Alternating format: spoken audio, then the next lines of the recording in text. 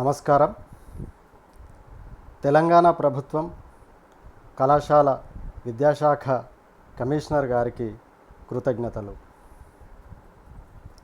ప్రభుత్వ డిగ్రీ కళాశాల సైన్సెస్ ఆదిలాబాద్ ఈ కళాశాల న్యాక్ బి గ్రేడ్ గుర్తింపు పొందిన కళాశాల మరియు ISO 9001 2015 సర్టిఫికేషన్ పొందినటువంటి కళాశాల. ఈ కళాశాల తెలుగు విభాగము తరపున ఈ వీడియో చూస్తున్న అందరికీ స్వాగతం. నేను మీ రడాపు సంతోష్ కుమార్, తెలుగు సహాయ ఆచార్యులు, ప్రభుత్వ డిగ్రీ కళాశాల సైన్సెస్. నేడు మనము నేర్చుకోబోయే పాఠ్యాంశము ధర్మజుని వాక్చాతుర్యము. దీనిని తిక్కన మహాకవి రచించారు. ఇది ఆంధ్ర మహాభారతంలోని ఉద్యోగ పర్వం తృతీయాశ్వాసం నుండి గ్రహించబడింది. ధర్మజుని వాక్చాతుర్యం. ఎవరు ధర్మజుడు? ధర్మజుడు పాండవుల అగ్రజుడు ధర్మరాజు. వాక్చాతుర్యం, వాక్కు అంటే మాట, చాతుర్యము అంటే నేర్పరితనము, నైపుణ్యము, నేర్పు, చతురత అని చెప్పుకోవచ్చు. అంటే ధర్మజుని యొక్క మాటల చతురత, మాటల నేర్పరితనం ఎలా ఉందో ఈ పాఠ్యాంశంలో తెలుసుకుంటాం. దీనిని తిక్కన గారు రచించారు. ఆంధ్ర మహాభారతం నుంచి గ్రహించబడింది.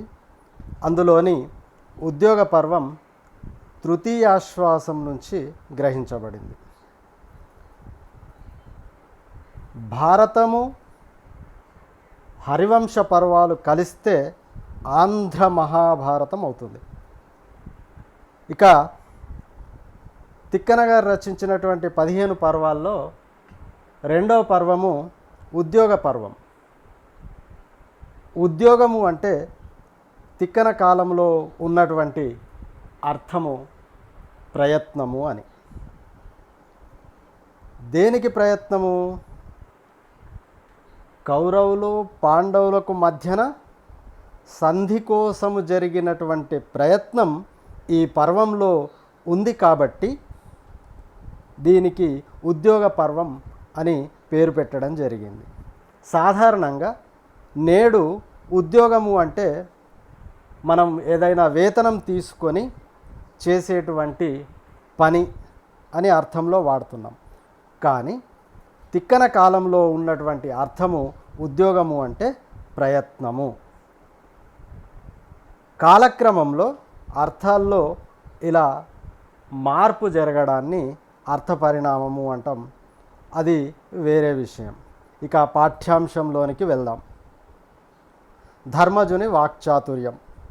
ఈ చిత్రంలో మీరు చూడవచ్చు తిక్కన సోమయాజి గారి విగ్రహం. ఇది ట్యాంక్ బండ్పై ఉంది.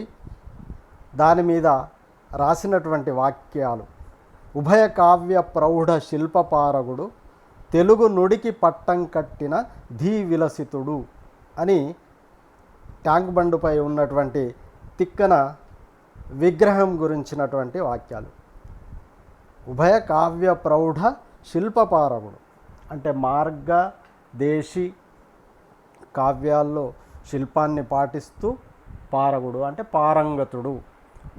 ఇంకా చెప్పాలి అంటే పారగుడు అంటే ఆవలి తీరం చేరినవాడు, అంటే జ్ఞానం యొక్క హద్దుల్ని చూసినవాడు అని అర్థం. అట్లాంటి మహాకవి తిక్కన సోమయాజి గారు రాసినటువంటి ఆంధ్ర మహాభారతం చిత్రాన్ని కూడా మీరు ఇక్కడ చూడవచ్చు.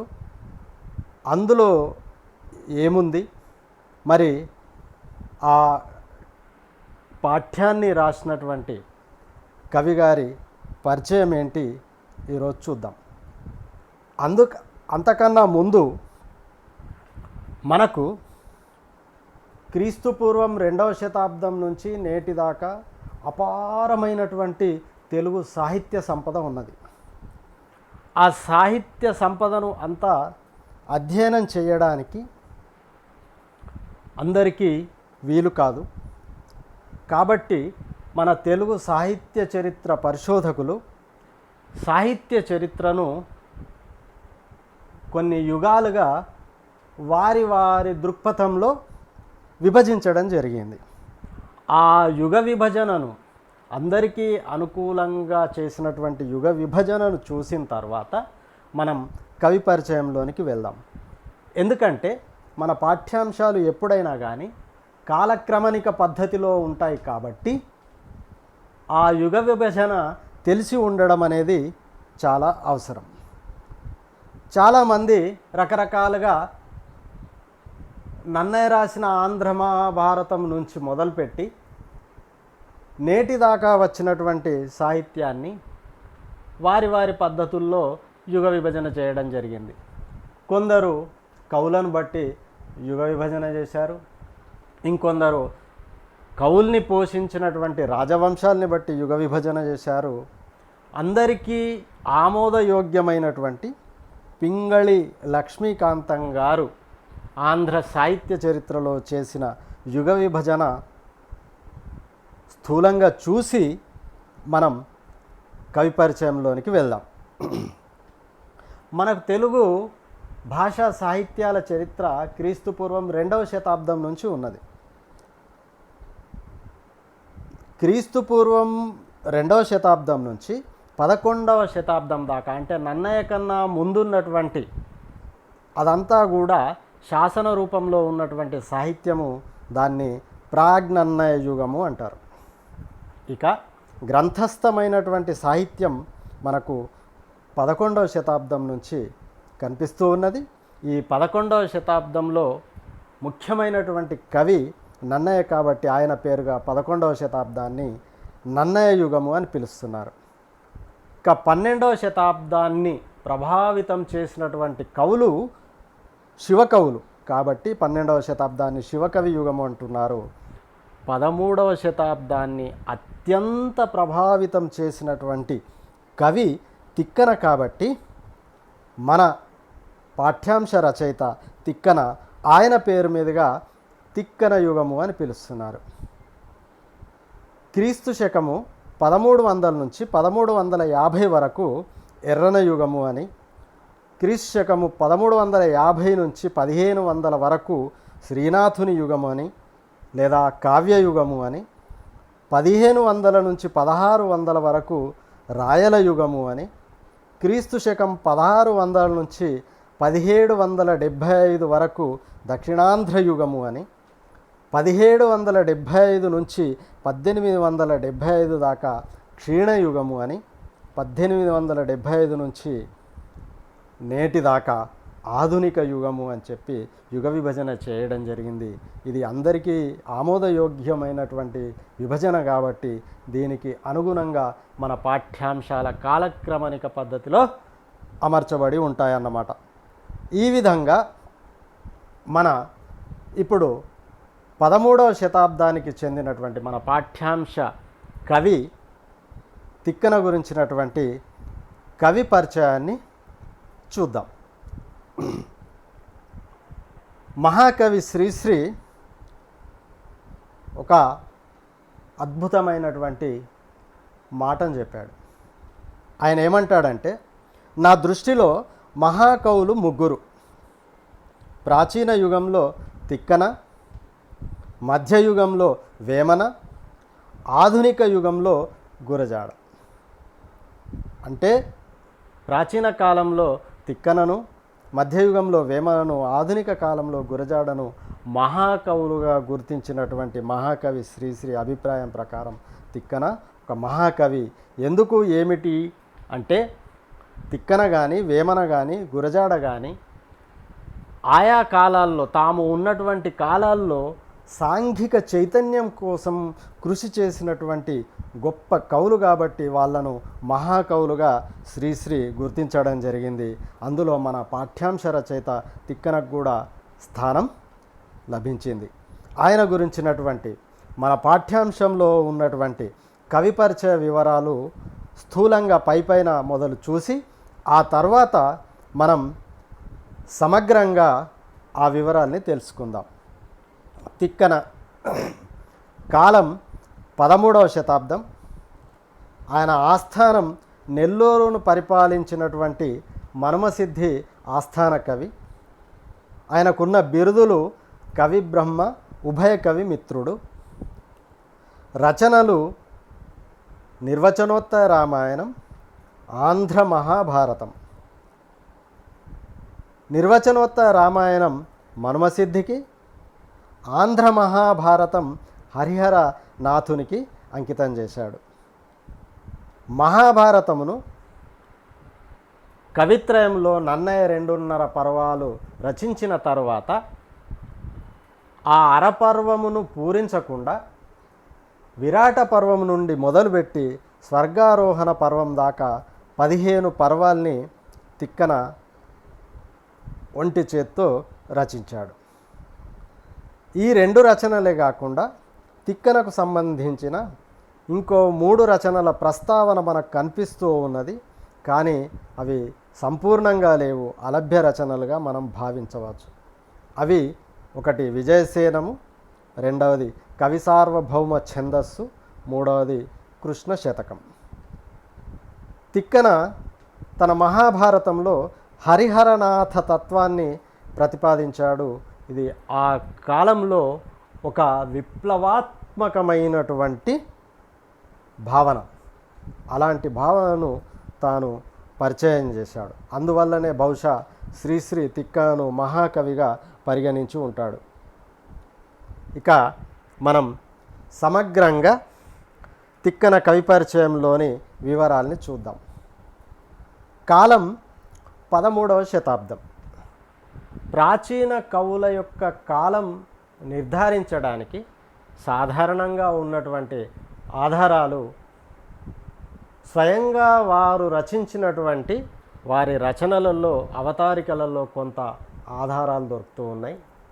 ఇక రెండవది శాసనాల్లో దొరుకుతూ ఉన్నాయి.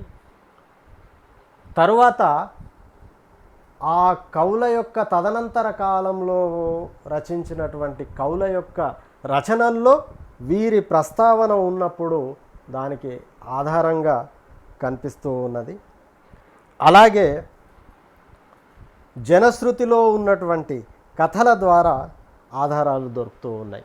ఈ విధంగా ఒక ప్రాచీన కవి యొక్క కాలాన్ని నిర్ణయించడం జరుగుతుంది. కాబట్టి ఉజ్జాయింపుగా అటు ఇటుగా ఉండొచ్చు. కాబట్టి సాధారణంగా మనం శతాబ్దం రూపంలో చెప్పుకోవడం జరుగుతుంది. క్రీస్తు శకం 1205 నుంచి 1288 దాకా మనుమసిద్ధి ఆస్థానంలో ఉండొచ్చు అని చెప్పి పరిశోధకులు భావిస్తున్నారు. కాబట్టి తిక్కన కాలాన్ని మనం 13వ శతాబ్దంగా నిర్ణయించవచ్చు. ఇక తిక్కన ఇంటి పేరు కొట్టరు అని, తండ్రి గారి పేరు కొమ్మన దండనాథుడు అని, తిక్కననే తన నిర్వచనోత్తర రామాయణంలో ప్రస్తావించిన దాన్ని బట్టి తాతగారు మంత్రి భాస్కరుడు అని చెప్పి, ఆయన కూడా గొప్ప కవి అని చెప్పి కొన్ని ఆయన వ్యక్తిగత వివరాలు మనకు సాహిత్యం ద్వారా తెలుస్తూ ఉన్నాయి. తిక్కన ఇంతకుముందే చెప్పుకున్నట్టు మనుమసిద్ధి ఆస్థాన కవి. ఈ మనుమసిద్ధి నెల్లూరు ప్రాంతాన్ని పరిపాలించినటువంటి చోళ వంశానికి చెందినటువంటి రాజు. కాకతీయుల సమకాలీనుడు. కాకతీయులకు సామంతరాజుగా ఉన్నటువంటి రాజు. ఆయన దగ్గర తిక్కన మంత్రిగా పనిచేస్తూ ఉండేవాడు. మనుమసిద్ధి తన దాయాదుల వలన తన రాజ్యాన్ని పోగొట్టుకునేటువంటి పరిస్థితి వచ్చినప్పుడు మనుమసిద్ధి తరపున గణపతి దేవ చక్రవర్తి దగ్గరికి వెళ్ళి రాయబారం చేసి అతని సైన్య సహకారం తీసుకొని మనుమసిద్ధి రాజ్యాన్ని కాపాడాడు కాబట్టి ఆయనకు మనుమసిద్ధి రాజ్య స్థాపనాచార్య అని కూడా చెప్పచ్చు. అలాంటి మనుమసిద్ధి ఆస్థానంలో తిక్కన ఆస్థాన కవిగా మంత్రిగా ఉండేటువంటి వాడు. తిక్కన బిరుదులు. తిక్కనకు మనకు అందరికీ తెలిసినటువంటి బిరుదులే కవి బ్రహ్మ, ఉభయ కవి మిత్రుడు. బ్రహ్మ అంటే సృష్టికర్త. కవి బ్రహ్మ, కవులను సృష్టించినటువంటి సృష్టికర్త తిక్కన. ఎవరిని? తిక్కన శిష్యుడైనటువంటి కేతన తన దశకుమార చరిత్రను తిక్కనకు అంకితం చేశాడు కాబట్టి ఆ కవి బ్రహ్మ బిరుదు వచ్చింది అని చెప్పచ్చు. అలాగే చాలామంది కవులకు మార్గదర్శకుడైనటువంటి వాడు. 6 వంతుల మహాభారతంలో 5 వంతుల మహాభారతాన్ని ఒంటి చేత్తో సృష్టించినటువంటి వాడు కాబట్టి కవి బ్రహ్మ బిరుదు వచ్చింది అని చెప్పవచ్చు. అలాగే ఉభయ కవి మిత్రుడు. ఈ ఉభయ కవులు ఎవరు? ఉభయ కవులు మార్గ దేశి కవులు. మార్గ సంస్కృత సంప్రదాయము పాటించేటువంటి కవులు, దేశీ అచ్చమైన తెలుగు సంప్రదాయాన్ని పాటించేటువంటి కవులు. ఇద్దరి మార్గంలోనూ నడుస్తూ ఇద్దరికి అనుకూలమైనటువంటి వాడు కాబట్టి ఉభయ కవి మిత్రుడు అనే బిరుదు వచ్చింది అని చెప్పవచ్చు. ఇక తిక్కన ఇంతకుముందే చెప్పినట్టు మహాకవి. ఆయన గురించి ఆయన తర్వాత వచ్చినటువంటి కవులు వాళ్ళ రచనలలో తిక్కన గురించి ప్రశంస చేస్తూ చాలా గొప్ప విషయాల్ని చెప్పడం జరిగింది. ఆ విషయాలు కొన్నిటిని చూద్దాం. తిక్కన శిష్యుడైనటువంటి కేతన కవిత చెప్పి ఉభయ కవి మిత్రు మెప్పింపనరేది బ్రహ్మకైనా అంటాడు. కవిత చెప్పి ఉభయ కవి మిత్రు మెప్పింపనరేది బ్రహ్మకైనా. బ్రహ్మకు కూడా సాధ్యం కాదట కవిత చెప్పి ఉభయ కవి మిత్రుడైనటువంటి తిక్కను మెప్పించడం. అలాగే కృతులు రచయింప సుకవుల కృతులొప్ప. కృతులు రచించడమే కాదు, కావ్యాలు రచించడమే కాదు, కావ్యాల్ని అంకితంగా స్వీకరించినటువంటి గొప్పవాడు తిక్కన అని చెప్పి ఇలా కేతన ప్రశంసిస్తే,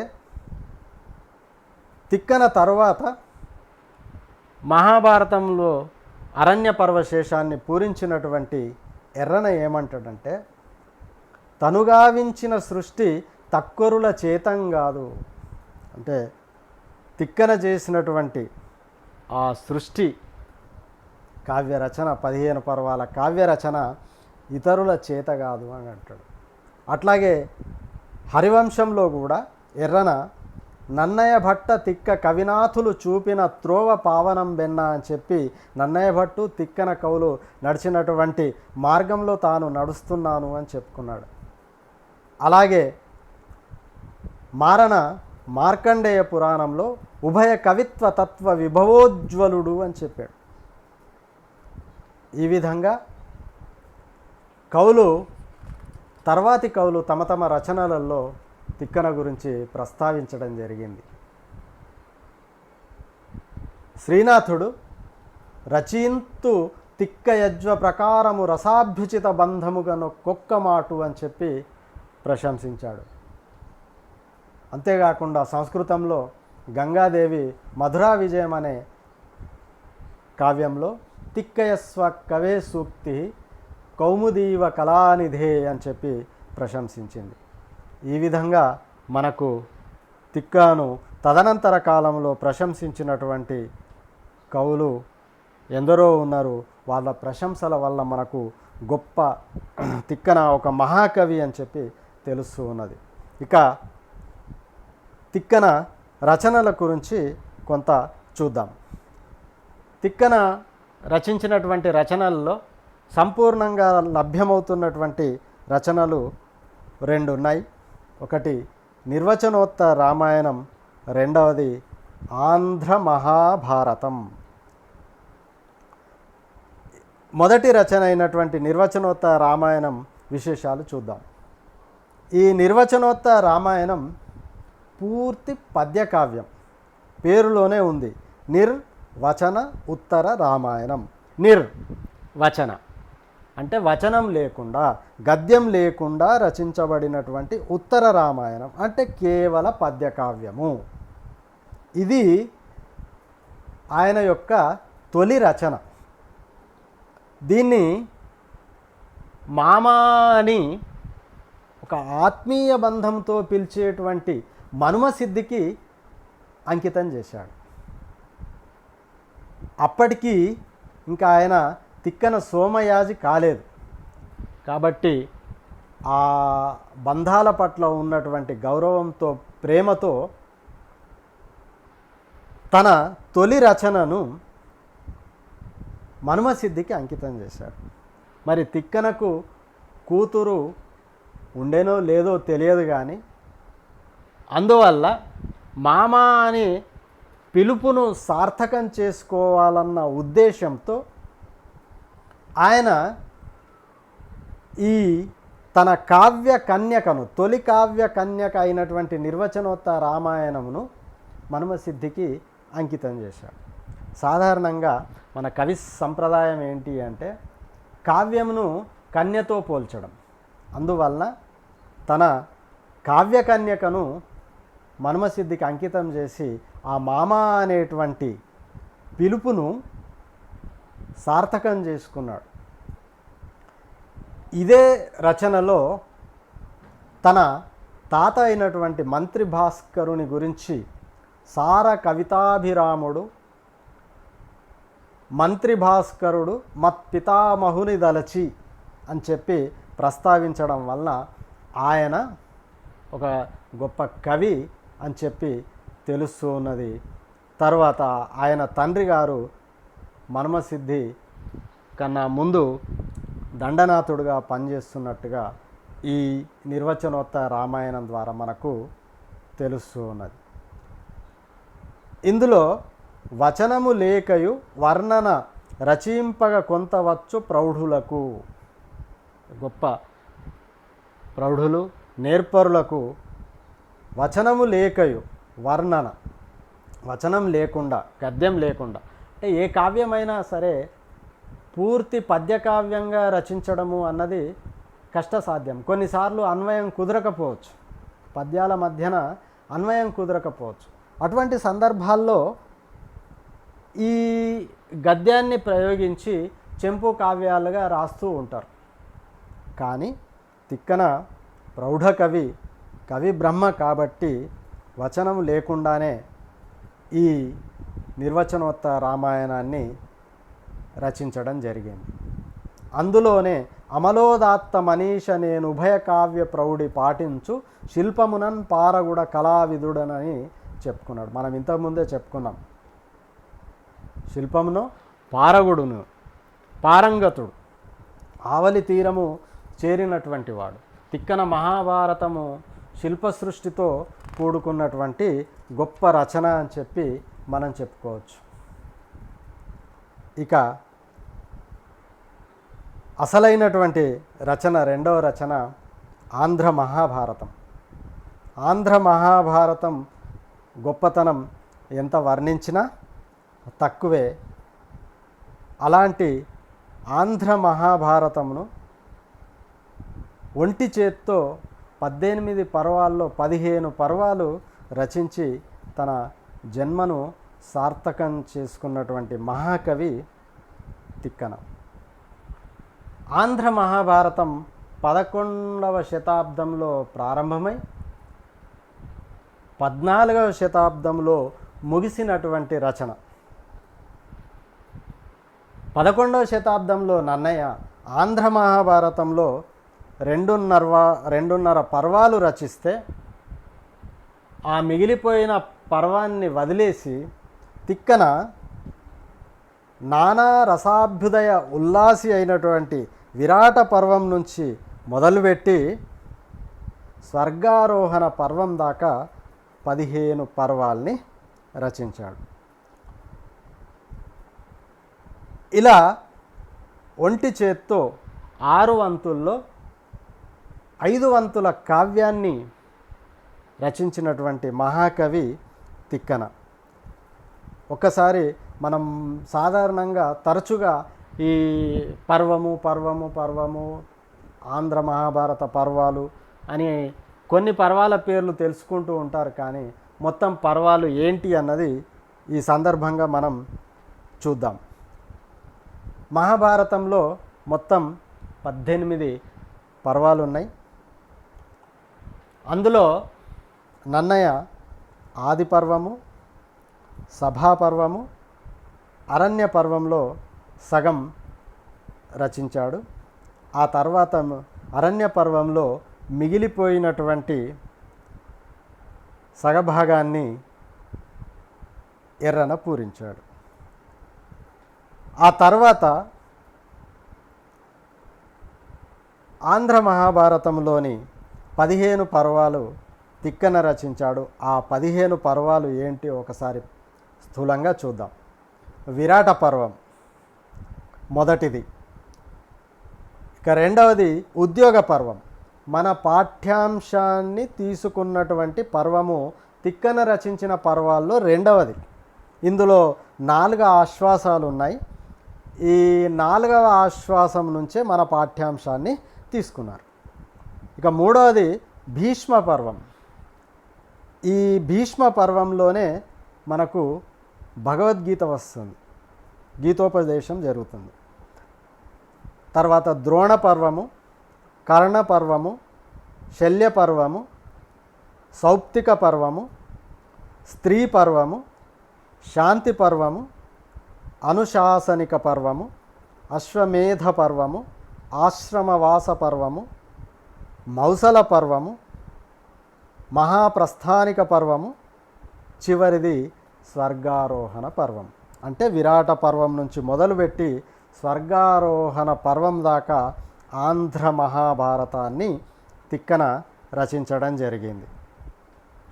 మరి ఈ మహాభారతం యొక్క ప్రశస్తి గొప్పతనం ఏంటిది? మనం సాధారణంగా వినేటువంటి లోకోక్తి ఏంటి? తింటే గారెలు తినాలి, వింటే భారతం వినాలి. ఈ తెలుగులో మనం ఎప్పటి నుంచో వింటున్నటువంటి మాట. అంటే గారెలు ఎంత కమ్మగా ఉంటాయో భారతం అంతకన్నా కమ్మగా ఉంటుంది అని. సంస్కృతంలో ఉన్నటువంటి లోకోక్తి ఏంటి అంటే యదిహాస్తి తదన్యత్ర ఎన్నేహాస్తి నతత్ క్వచిత్ అంటారు. యదిహాస్తి తదన్యత్ర ఎన్నేహాస్తి నతత్ క్వచిత్ అంటే భారతంలో ఏది ఉందో అదే ఈ ప్రపంచంలో ఉంది, ఎక్కడైనా ఉంది. భారతంలో లేనిది మరెక్కడ లేదు, ఈ ప్రపంచంలో లేదు అని చెప్పి అంతగా అంటే సర్వ విషయాలు మహాభారతంలో ఉన్నాయి అని చెప్పచ్చు. అందుకే భారతాన్ని పంచమ వేదము అంటారు, జయకావ్యము అంటారు. జయకావ్యము పంచమ వేదము అని చెప్పి ప్రశంసించబడ్డది. ఈ మహాభారతం గురించినటువంటి కొన్ని విషయాల్ని చూద్దాం. మహాభారతం సంస్కృతంలో వేదవ్యాసుని చేత రచించబడ్డ 100 పర్వాల కావ్యం. అలాంటి కావ్యాన్ని తెలుగులోనికి అనువదించడానికి నన్నయ పూనుకొని మధ్యలో వదిలేసినటువంటి కార్యాన్ని తన భుజాల మీదకెత్తుకొని తిక్కన విజయవంతంగా దాన్ని పూర్తి చేశాడు. మహాభారతం నాటికే ఆయన యజ్ఞం చేసి తిక్కన సోమయాజి కూడా అయ్యాడు. ఈ కావ్యంలో ఆయన ఒక నూతన సిద్ధాంతాన్ని ప్రతిపాదించాడు. ఏంటి ఆ నూతన సిద్ధాంతము? హరిహరాద్వైత సిద్ధాంతము. 13వ శతాబ్దం కన్నా ముందు 12వ శతాబ్దంలో ఈ తెలుగునాట ఉన్నటువంటి సామాజిక పరిస్థితులు, హిందూ మతంలో ఉన్నటువంటి శైవ వైష్ణవ మత భేదాలు తిక్కన మనస్సును కలిచివేశాయి. అందువల్ల తిక్కన ఆ పరిస్థితులను సరిదిద్దడానికి ఆయన ఒక హరిహరనాథుడు అనే ఒక దేవుణ్ణి సృష్టించి, హరిహర విష్ణు రూపంలో ఉన్నటువంటి శివుడు సృష్టించి, హరిహరాద్వైత సిద్ధాంతాన్ని సృష్టించి, శివకేశవులు ఒక్కరే, భేదము లేదు అన్నటువంటి భావజాలాన్ని ఆనాటి కాలంలో ప్రచారం చేసి శైవ వైష్ణవ మత భేదాల్ని రూపుమాపడానికి ప్రయత్నించాడు. అది ఆయన చేసినటువంటి ఒక గొప్ప సామాజిక పని, విప్లవాత్మకమైనటువంటి పని. కాబట్టే శ్రీశ్రీ ప్రాచీన కాలంలో మహాకవిగా తిక్కను గుర్తించాడు.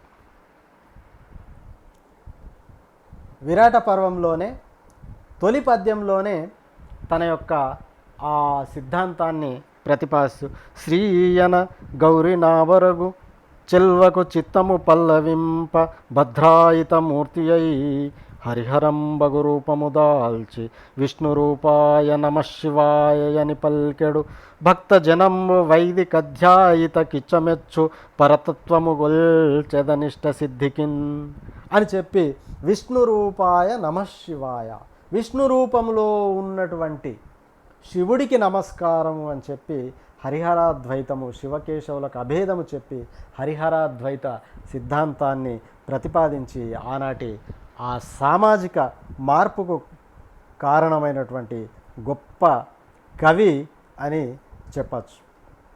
అందువల్లనే ఆయన మహాకవి అయ్యాడు.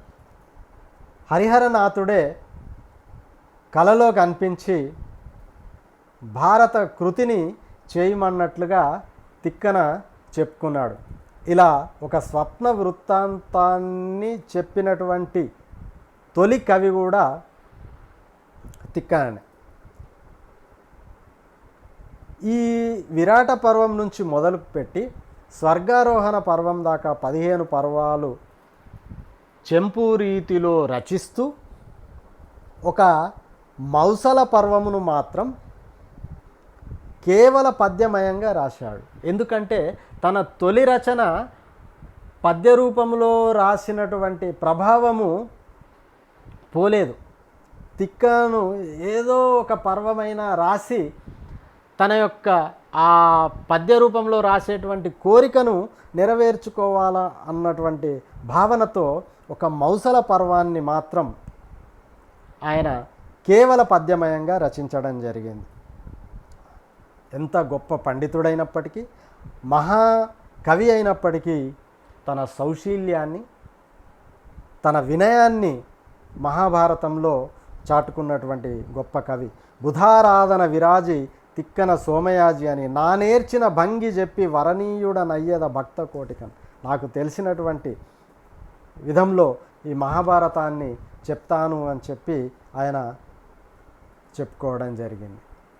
ఈ విధంగా ఆయన మహాభారత రచన చేశాడు.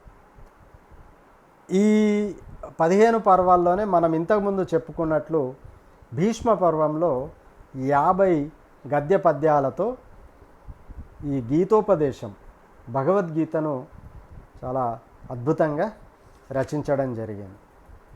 ఇవి ఆయన 2 రచనల గురించి కొంత సమగ్రమైనటువంటి వివరాలు. ఇక ఆయన ఇతర రచనలు కొంత దొరుకుతూ కొంత దొరకనట్లుగా ఉన్నటువంటి అలభ్య రచనలు అని చెప్పుకోవచ్చు. అవి 3 మనకు కనిపిస్తూ ఉన్నాయి ప్రస్తావనలలో. ఒకటి విజయసేనము, రెండవది కవి సార్వభౌమ ఛందస్సు, మూడవది కృష్ణ శతకం. ఇందులో విజయసేనము ప్రబంధంగా భావిస్తున్నారు. దీనిలోని పద్యాల్ని పెదపాటి జగ్గన రచించిన ప్రబంధ రత్నాకరంలోను, వేటూరి ప్రభాకర శాస్త్రి రచించిన ప్రబంధ రత్నావళిలోను, మానవల్లి రామకృష్ణ కవి ఇవన్నీ సంకలనాలు, ప్రబంధ మణిభూషణంలోను ఈ విజయసేనంలోని పద్యాలు కనిపిస్తున్నాయి. కానీ సంపూర్ణంగా ఈ కావ్యము దొరకలేదు కాబట్టి ఇది అలభ్య రచనగా భావించవచ్చు. ఇంకోటి కవి సార్వభౌమ ఛందస్సు. కేవలం 36 పంక్తుల తాళపత్ర ప్రతి తంజావూరు సరస్వతి మహల్లో లభిస్తూ ఉన్నది. దీనికే కవి వాగ్బంధనము అనే ఇంకో పేరు కూడా ఉన్నది, కవి సార్వభౌమ ఛందస్సు. ఇక మూడవది కృష్ణ శతకము. దీంట్లో కొన్ని పద్యాలు లభిస్తూ ఉన్నాయి. అందులో జగదీశ, కృష్ణ, భక్తప్రియ అనే మకుటంతో ఒక 4-5 పద్యాలు మాత్రమే మనకు దొరుకుతూ ఉన్నాయి.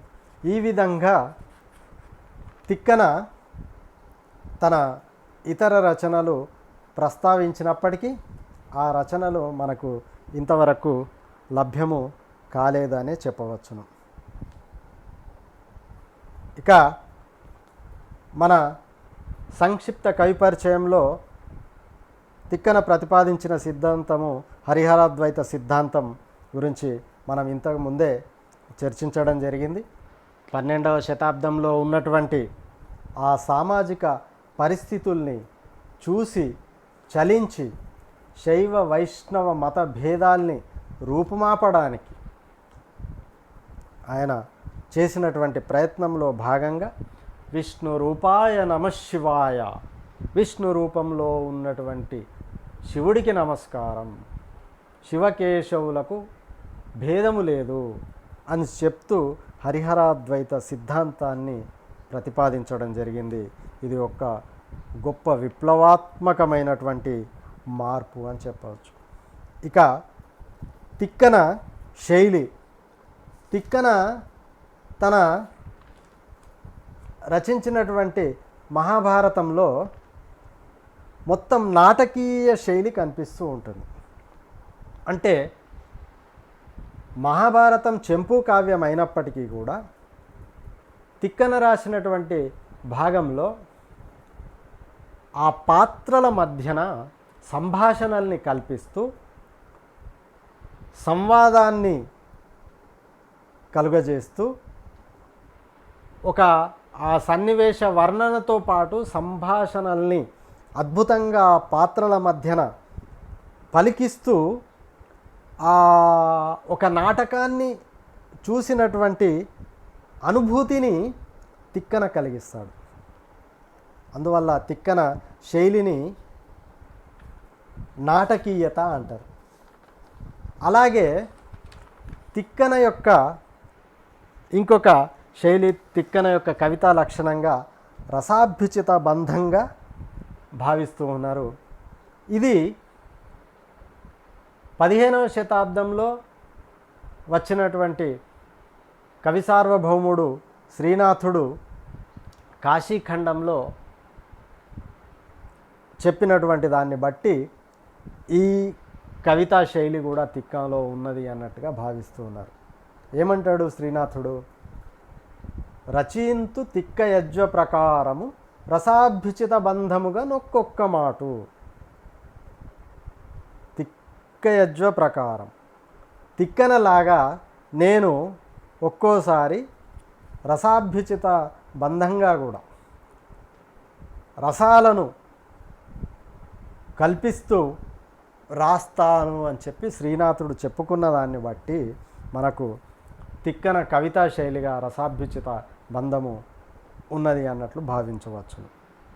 అంతేకాకుండా నవరసాల్ని పోషించడం కావ్యం నిండా తిక్కనకు చాలా ఇష్టమైనటువంటి పని.